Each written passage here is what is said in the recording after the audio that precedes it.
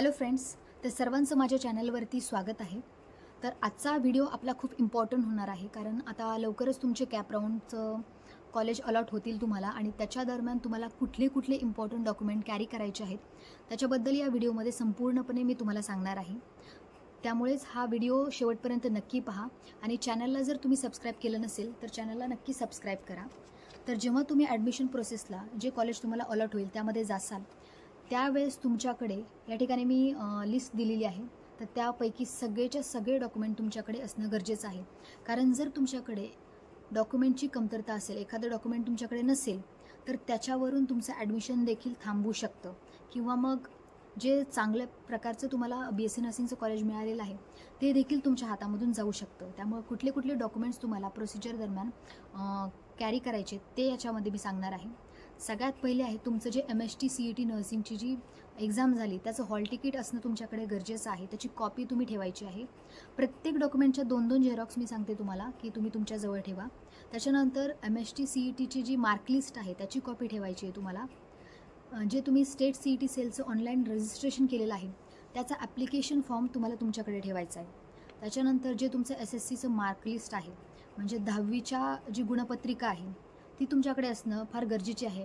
10वीची गुणपत्रिका तुमच्याकडे ओरिजिनल असणं गरजेचे आहे। ज्या शाळेमधून तुम्ही 10वी पास केलेली आहे त्या शाळेचं ओरिजिनल डॉक्युमेंट पाहिजे।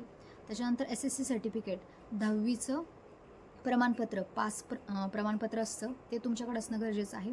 त्याच्यानंतर 12वीची तुमची गुणपत्रिका आणि 12वीचं पासिंग सर्टिफिकेट असणं गरजेचं आहे।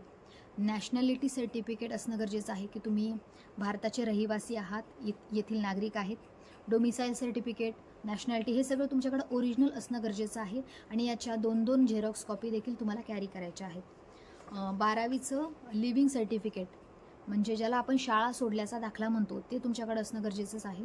Medical fitness certificate, MBBS doctor, authorised MBBS डॉक्टरकडून तुम्हाला मेडिकल फिटनेस सर्टिफिकेट तुमच्याजवळ ठेवायचं आहे।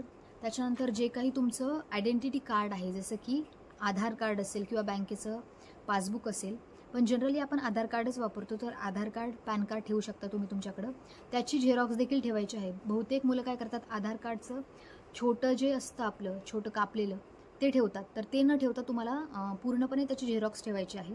त्याच्यानंतर सगळ्यात इम्पॉर्टंट म्हणजे तुम्हाला पुढे जर स्कॉलरशिपचा बेनिफिट्स घ्यायचा आहे, जर तुम्ही OBC असाल, SBC असाल, त्याच्यानंतर VJNT, NT1, NT2 या कास्टचे स्टुडंट असाल, तर तुमच्याकडं कास्ट व्हॅलिडिटी सर्टिफिकेट, जात प्रमाणपत्र आणि जात वैधता प्रमाणपत्र असणं गरजेचं आहे। स्कॉलरशिपचा बेनिफिट्स तुम्हाला 100% जर तुमच्याकडं जात वैधता प्रमाणपत्र असेल तर घेता येईल।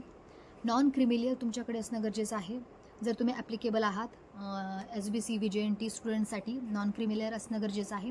जर तुमचा गॅप असेल तर गॅपचा ॲफिडेविट असणं गरजेचं आहे, जितक्या वर्षांचा आहे, सपोज 1 वर्षाचा आहे, 2 वर्षाचा आहे, 3 वर्षाचा आहे, तर गॅप ॲफिडेविट असणं गरजेचं आहे। ते तुम्हाला तलाठी कार्यालयात किंवा तहसील कार्यालयामध्ये मिळून जाईल। Selection letter from state CET cell, आता जे काही सिलेक्शन लेटर तुम्ही डाउनलोड करणार कॅप राऊंड 1मध्ये तुम्हाला जे कॉलेज अलॉट होणार, सपोज तुम्हाला पुण्यामधील एखादं कॉलेज अलॉट झालं तर त्या कॉलेजचा सिलेक्शन लेटर तुम्ही डाउनलोड करून त्याची देखील झेरॉक्स ठेवणं गरजेचं आहे।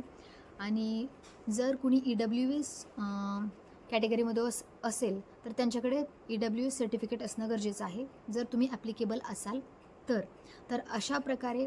आणि सगळ्यात इम्पॉर्टंट म्हणजे तुमच्याकडे पासपोर्ट साईजचे फोटो असणं गरजेचं आहे।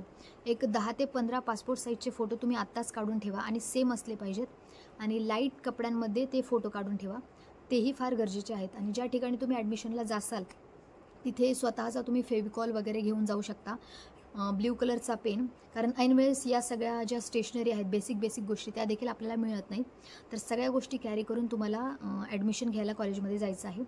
आणि निश्चितच या सगळ्या डॉक्युमेंट जे आहेत त्या रिचेक करा जाताना की तुमच्याकडे आहेत की नाही, कुठले डॉक्युमेंट तुम्ही विसरलेले आहात की नाही, आणि सगळ्यांच्या 2-2 झेरॉक्स ठेवा।